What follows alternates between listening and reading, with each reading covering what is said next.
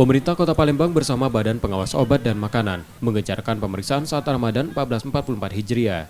Sidak dilakukan ke pasar penjualan menu berbuka, salah satunya di kawasan Pasar Sungki, Kecamatan Kertapati, guna mengantisipasi makanan hasil olah produk rumahan yang mengandung zat kimia berbahaya.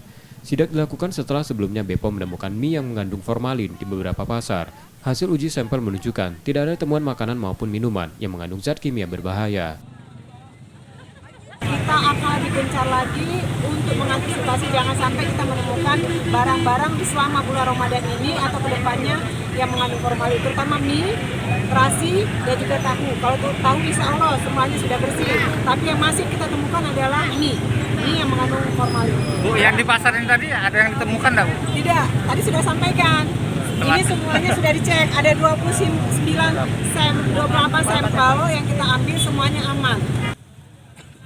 Pihaknya menghimbau masyarakat agar cerdas memilih makanan dan tidak tergoda dengan harga yang murah.